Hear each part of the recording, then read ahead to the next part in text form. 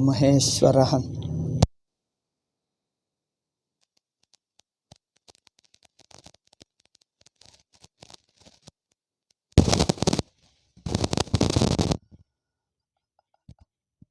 Okay, I'm very late today.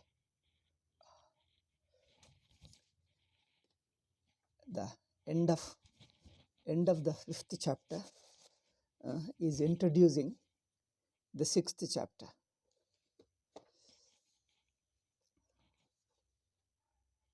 Last two shlokas are introducing the dhyana yoga, dhyana, that is meditation, which is going to be discussed in the sixth chapter. It forms an introduction to it. Okay, so we were discussing about it. So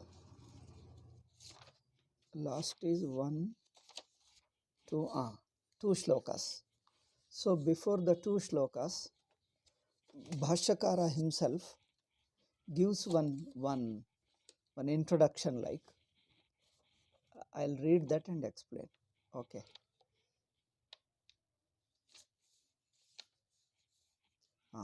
Samyak jnananishtanam sannyasinam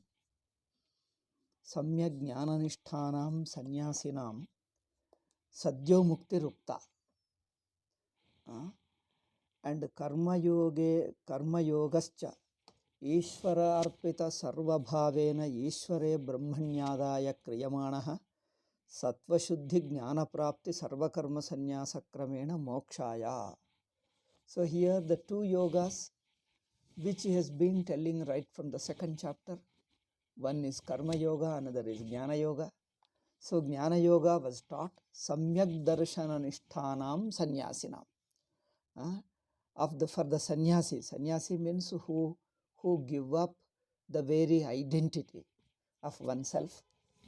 So Bhagavad Gita talks of karma sannyasa in a very strange way. Strange means is unusual, much a deeper sense. Generally, sannyasa is an ashrama of giving up life and becoming a monk.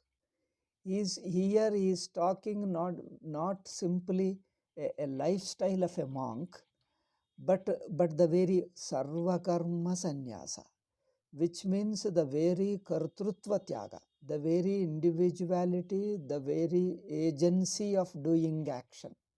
The very agent is given up. So that very agentship or the agency of doing actions can be given up only when one's identification with the mind, sense organs and body is given up. That is the only way. Okay. Therefore, samyak darshana nishthanam, and such a person, by becoming sannyasi, by doing vichara, he gets established, he is a sannyasi. Sadyo mukti rukta. For such people, there is an instant moksha.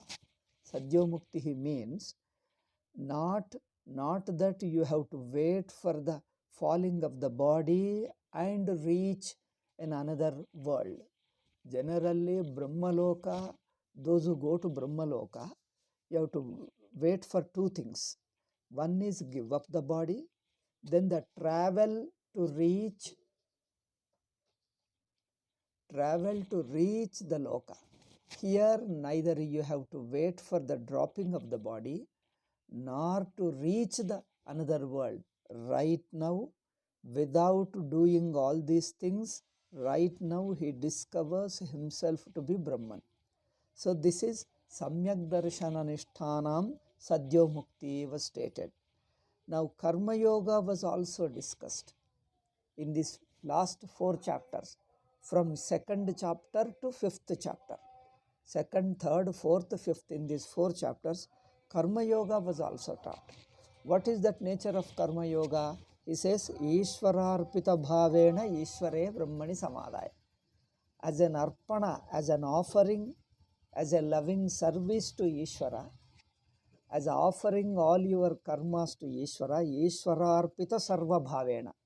With a bhava, with a feeling of complete offering of everything of you. Total offering of yourself, Ishvare, Brahmani adhaya kriyamana. Then the karmas also meant for Ishvara, their result is for Ishvara, and karma happens for Ishvara. We are here only as servants of him.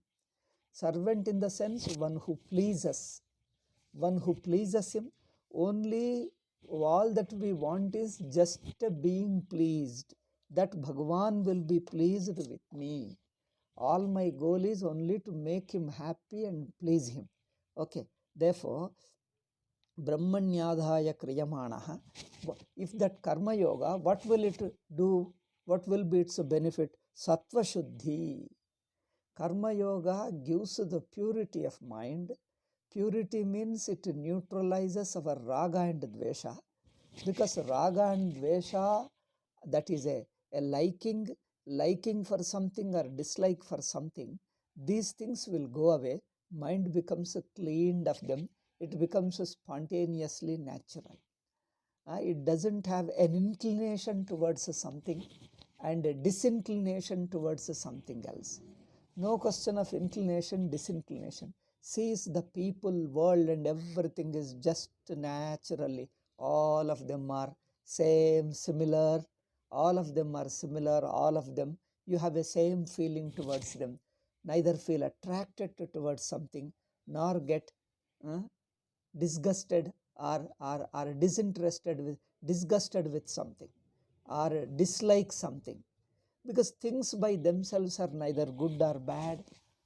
See, this is a very interesting thing. Shastra says things and people by themselves, nobody is good, nobody is bad. Therefore, all the feelings of likes and dislikes are purely our own mind, our own feelings, our own relationships, our own inclinations towards them. Otherwise, things themselves are neither good nor bad, because you can just compare and see that with the same people and the same things, some people love them, some people dislike them, hate them. This shows that by themselves nobody is good or bad. It all how our mind takes them, how our mind relates to them. So therefore, this our inclinations, what happen? These our inclination towards people, that is in the form of liking, disliking, raga and dvesha, do two jobs. One is it determines our emotional relationship with them. So our emotional relationship with the person depends upon our raga and dvesha. With people and things also, and property and events, things and people. And second thing is, one is our relationship with them. These raga, dvesha determine our relationship with them, how much of joy you derive in your relationship with them, or you feel disappointed, unhappy with them. Our happiness and unhappiness in relationship with the things around, both people as well as the objects. Our relationship with them depends upon our inclination, our feelings, our relationship with them. So, our level of happiness and unhappiness is determined by raga dvesha. One.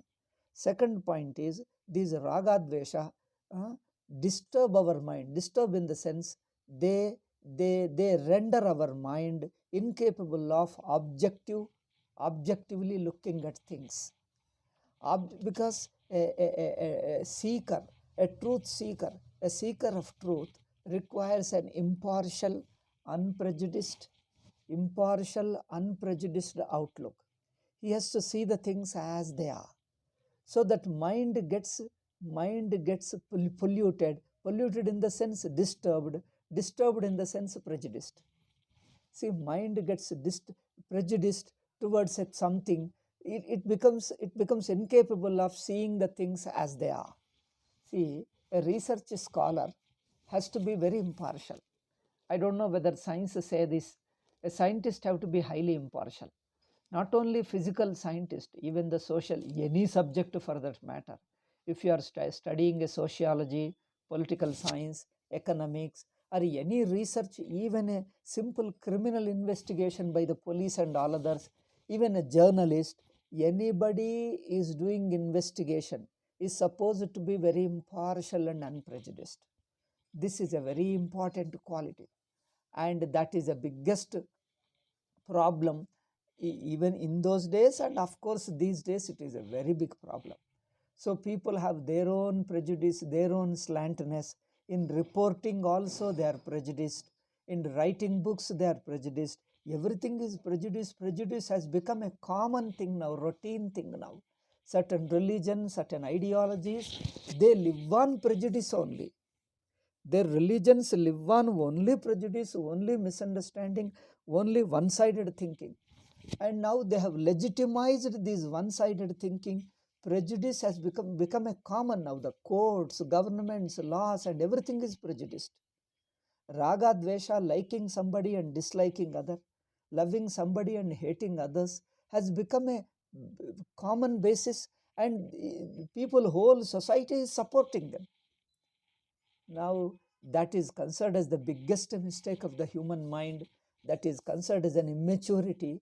That is considered as something wrong. It is a papa. It is an immaturity. It is an ajnana. But these days that has got a great prestige. Therefore, if you are impartial, nobody cares for you. If you are unprejudiced, if you talk about the facts, you are just nothing. You are treated as something, an odd person. And one who is prejudiced is highly respected, because that is the world we have now. The world itself is a perverted world. The people love the perversion, prejudice, selfishness, because these things are made standards.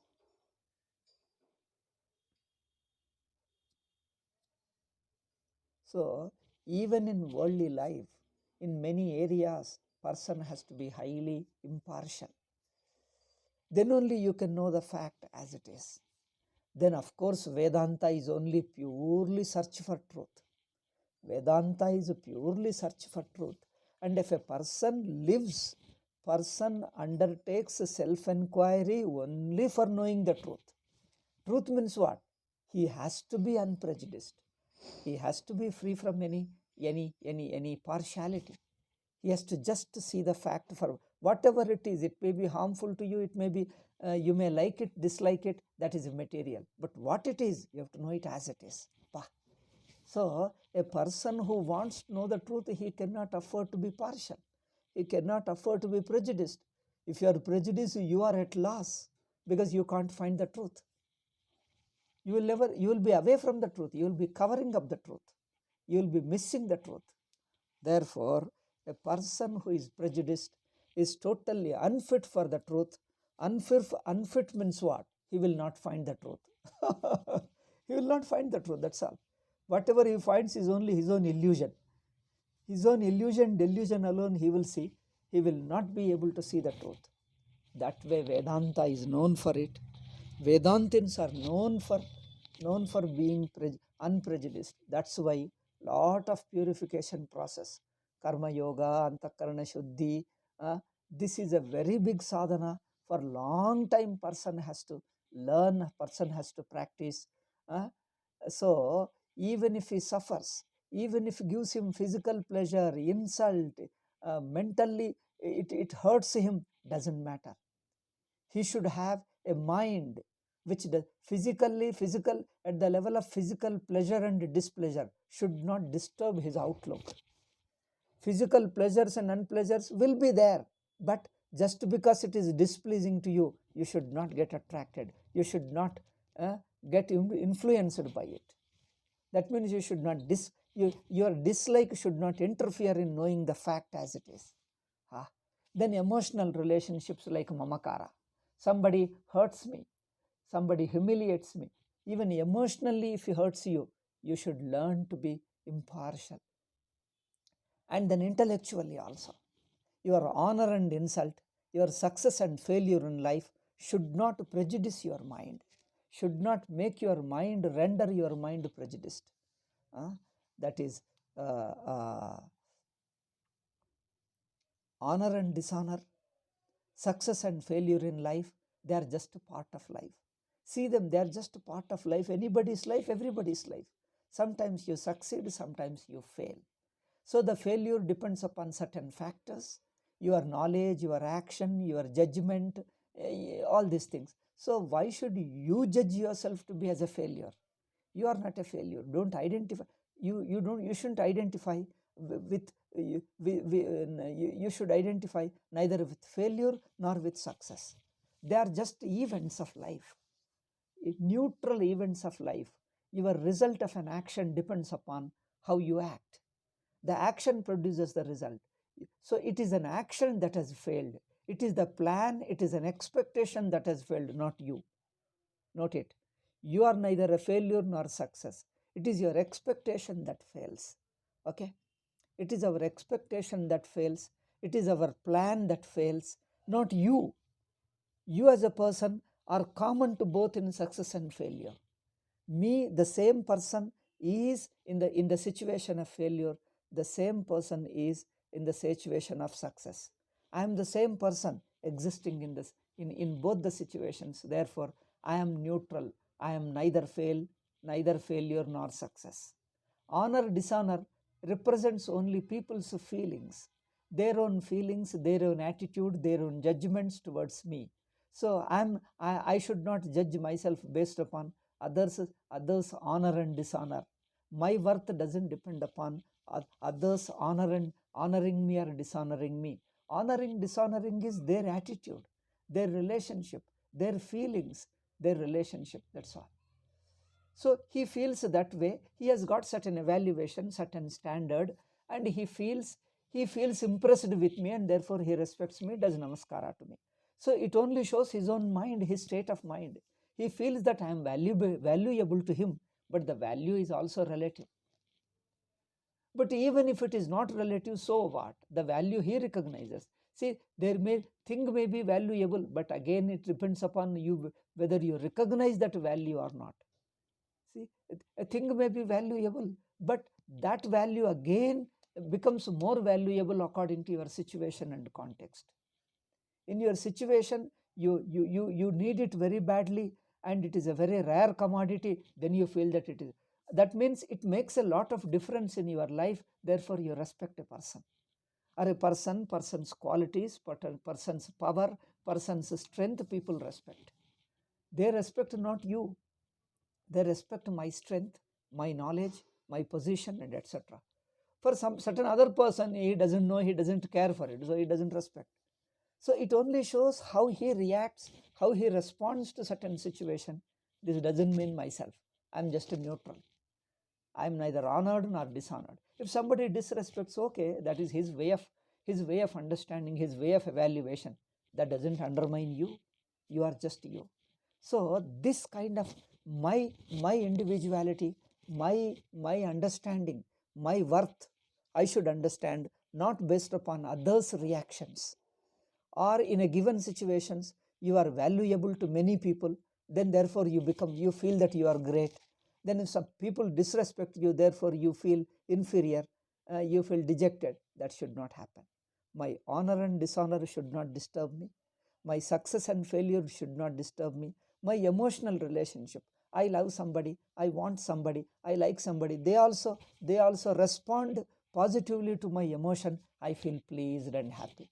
Otherwise, supposing I love somebody, I show sympathy towards them, I am kind to them, I try to help them, people take my kindness and just without any acknowledging they go away. They don't even tell the thanks. Then what do you feel? Oh my God, hereafter I should not show any love to anybody. I should not show sympathy. I should not be kind to people. I have shown my lot of kindness. They don't even look at me. It just takes away and goes away. See, there are two ways. When you express your love, sympathy, compassion, kindness towards people, some people acknowledge it. They acknowledge so much overwhelmed with your kindness. They repeatedly tell you, they remember you. Oh, they feel so much. That means you mean a lot to them. Some people simply say thanks. How much you have helped me. How nice to be in company you. They feel emotionally, they feel happy and will remember you and they go away. Some people so much emotionally become attached. Some people remember you and go away. Some people neutrally without any feeling, simply they take it and go away. They receive your help. They receive your love and compassion or kindness or whatever emotion they receive and just go away. Some people, they receive it After receiving, they will still they reject you, they will humiliate you, they will just reject you and go away. They receive all your love and compassion, kindness, and moreover they find fault with you, criticize you. This fellow is unnecessarily creating problem. See, they receive the kindness. They felt it is useful also. They feel happy for receiving your love, compassion, kindness. Later they humiliate you, they hurt you, they reject your emotion. Now you see, these 3 or 4 kinds of reactions I have told you. One is they become overwhelmed with you and they become too much attached to you. Because they received your love and compassion, kindness, they become too much attached to you. The attachment becomes so much that sometimes, why did I love these people? This is becoming over also. Sometimes the emotion becomes over. You are loving them, they respond over response. They don't allow you to go away because they start possessing you. Emotionally start possessing you. Means they behave as if they are possessing you. They become attached to you. You see children, you play with them, talk to them nicely. After some time you want to leave, they will cry, they want to come with you. Oh my God, you want to go. I see some parents, they want to go to office. Father wants to go office, and if he's attached to the children, they cry, they say they want to go with you.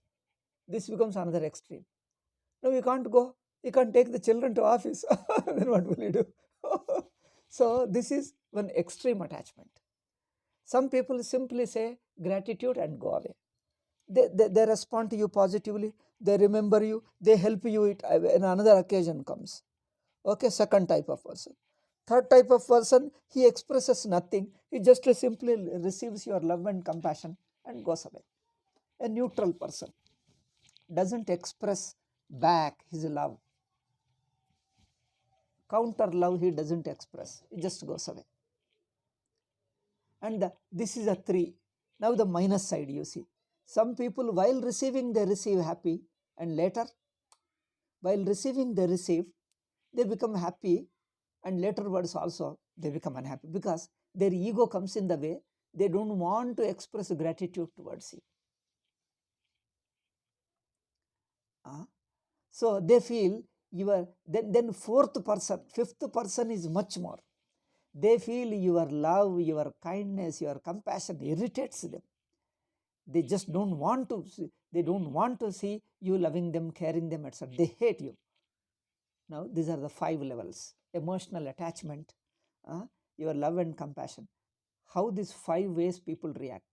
If you feel undisturbed by these 5, you are free emotionally. You become emotionally free. You are not bogged by them.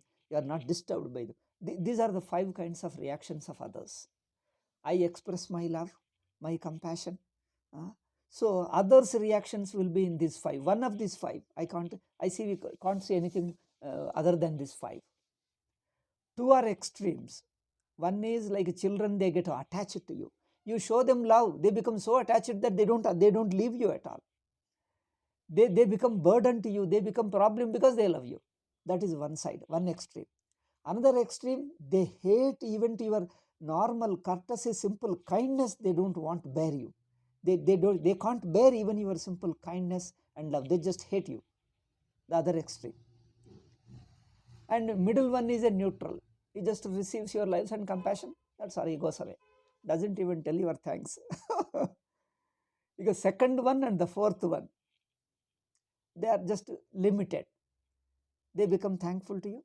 They acknowledge your love and compassion. They also show little love and compassion. And when they meet you, they'll try to be kind to you and help you. And then they acknowledge you and they remember you. That's okay. And the other one also, the fourth one also little bit like that. But he receives your kindness, but later he feels little uncomfortable. Like these 5 people. So even the emotional relationship also holds us, possesses us, and makes us dependent. Makes us dependent, emotionally dependent. This emotional dependency is an emotional insecurity. I am seeing these emotional dependency. I don't know, do people understand these things? There is a kind of insecurity, feeling of insecurity in people. People want to be loved and cared for. You want somebody whom you can call as your people.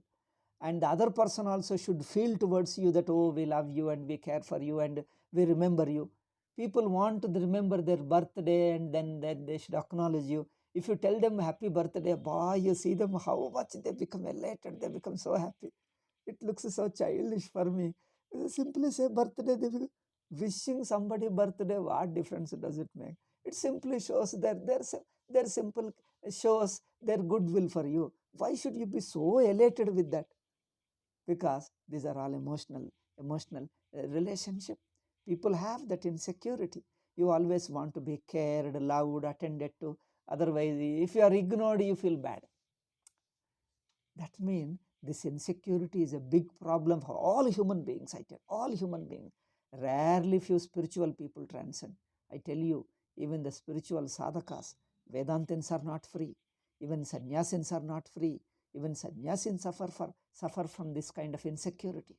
The feeling of insecurity, emotional insecurity, because I want importance, I should be recognized, I should be given my place, otherwise I feel neglected. Rarely you feel really saints. Real saints, nothing disturbs them. They are naturally, spontaneously loving and caring towards people. People receive the love and care, even if they don't receive, even if they are ungrateful, doesn't disturb them at all. So spontaneously loving and caring. It's a very rare people. They are really mature Vedantins. Otherwise, most of the people, at least they should acknowledge me, reciprocate proportionately.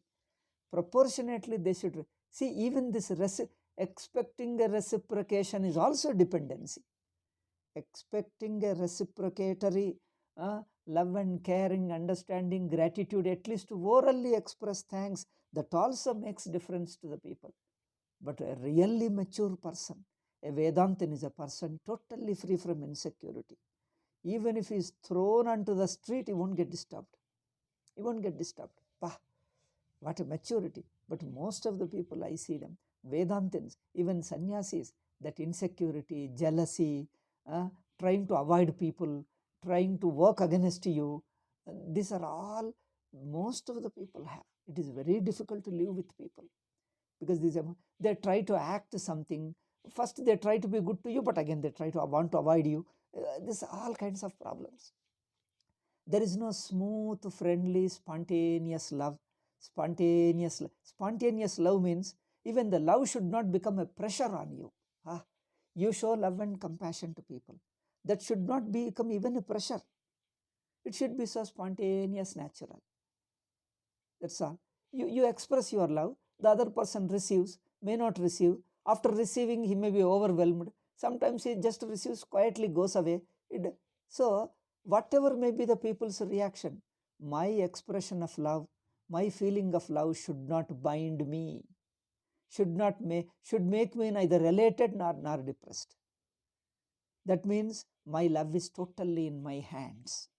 My love, my kindness, my compassion is totally under my control. Totally under my control means when I express it, nothing is attached with it. Nothing else is attached with it. Okay? It is a spontaneous love. My love doesn't create a pressure on me. If I am attached to a person, if I love certain person, then I want to see the person. I want to talk to him. If I don't receive a call from them, I feel some kind of missing. There is no missing. My love is so spontaneous that my love doesn't create a missing in me. Yet this I love all along. There is a love, but I don't feel missing with it. I don't feel attached to it. When I am with a person, I express. I feel so happy. Wholeheartedly I love. If the person goes away, happily I see him off. If it doesn't come, doesn't matter. Even if never I meet him in my life, even if he passes away, doesn't matter. I happily leave him. See, when he is in front of you, you express to him. If he goes away, also you express. So, see, my love doesn't become a burden to me. My love is such a love which can never get hurt. There is a love which never feels hurt, whatever be the reaction of other person. I won't withdraw my love, nor I feel hurt with my love, nor I regret for my love, nor I feel that my love is not sufficiently reciprocated. When you feel that is not reciprocated, along with love, you feel hurt also. There is a love and there is a hurt. Both are together carried. But there is a love. The mature love, the spiritual love is a love which is never hurt. It is so much of love, spontaneous love, full love. You are not withholding it. You are spontaneously loving. But the other's reactions doesn't disturb me. The other person goes away, he is over possessive, or he is overreacting, he is angry, he is ungrateful, he hates me. Also still, love is spontaneous love. Because love doesn't come with any attached with anything in it. And love is not a burden, love is not a pressure, love is not hurting. It is there because it is natural. Like the fire is hot because it is natural. Water is cold, it's natural. It flows, it is its nature. Sun is illumining, it is spontaneous. Love illumines because it can't be otherwise. The sun cannot be otherwise because it is his nature. If somebody receives the sun and feels happy, do you feel that the love, the sun becomes elated? Bah, people are acknowledging my love. I am giving so much of light. At least I found one person that who acknowledges, who recognizes me. I feel happy. Otherwise, most of them are ungrateful. Don't even look at me. They just receive my light and just go away. Nobody ever feels. The sun never feels like that. Similarly, the love is love because in my love itself I feel fulfilled. The very loving fulfills me. It is spontaneous in me. It's just a natural in me. Love itself is fulfillment. Love's for love's sake, they say. Love itself is a fulfillment. That's all I'm able to love. I'm capable of loving. I'm capable of feeling a love. Itself is completeness. That's all. Nothing is attached to it. How others react is immaterial. Good and bad, positive, partly hateful, just whatever it is all left to them. I am just what I am. So the love which is spontaneous. In fact, this kind of love is talked about in Bhakti Shastra. What we have discussed elaborately so far. Bhakti Shastra talks of these things. You love a person, and that love is not a hunger for me, is not a deep. See, when we love, we feel that from the love comes out of a deep need from me. So otherwise, if I cannot express my love, I feel that something is missing, or the other person doesn't respond positively, doesn't receive my love. There also again I feel hurt. So neither I feel pressure nor I feel hurt. Okay. So it is such a spontaneous love, like the sun is illumining spontaneously. The water is flowing, no pressure. Water doesn't feel any pressure. It's just spontaneously loving. And it doesn't feel hurt with others' reaction. I love because it is my very nature. So that's very nature. So you don't feel any pressure in it. You don't feel insecurity in it. Along with love, there is a lot of insecurity with people. In the people. People try to possess, expect certain reactions, certain responses from others. But you just love how they receive, how they respond. It is up to them. Different people react in different ways. They react in different ways. It all depends upon their own level of maturity. Their own maturity or whatever is their mind. But I love not because I find something good in the person. I love a person not because there is something lovable in him. I love because I cannot but love. Our love depends upon a given person's quality, his nature, his doing something to me. He may do, may not do anything. He may look beautiful or ugly. It doesn't make any difference. Or whatever he does it, he helps me. Or if he counter loving, whatever. They are all secondary factors. I love because it is my very nature to love. Sun shines because it is its nature. Whether people receive it, don't receive it, or acknowledge it, don't acknowledge it, whatever happen, I feel very joy in very giving my light. Similarly, I feel the love because the very feeling gives me joy. Therefore, I love, that's all. I love because the very loving itself is a joy for me. So it's my very nature. The more I love, more I feel happy in myself. Therefore, I just love. How others react, how others receive, this is depends upon them. So I won't withdraw. I won't change my love just because others respond or react in various ways. So along with love, this insecurity is a very big problem. Emotional insecurity in all human beings. It's a very big problem. People don't know how to come out of it, how to grow out of insecurity.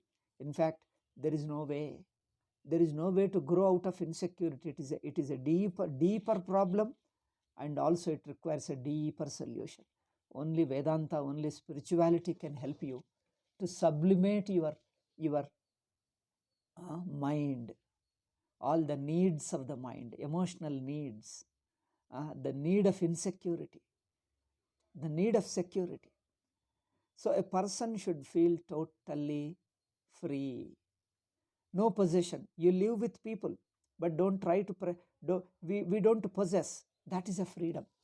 Totally free person doesn't possess. Oh, I have taken 10 minutes more. Okay, I'll finish in 2 minutes. So you don't possess people. You don't pressurize. You live in the company of people, you love them, care for them. If they go away, okay, leave them. That's all. If they are busy or they have got their own things to go, okay, let them go. We just leave them. Don't put any pressure on them. Your love is just unconditional and spontaneous. Love is unconditional, spontaneous, no pressure comes with it. Whatever way they receive, whatever way they react, it's totally left to them. But I won't stop my loving. This is a totally freedom, total freedom. A free person alone can do that. That is a real freedom. And the Karma Yoga and the Bhakti Yoga gives us this kind of mind.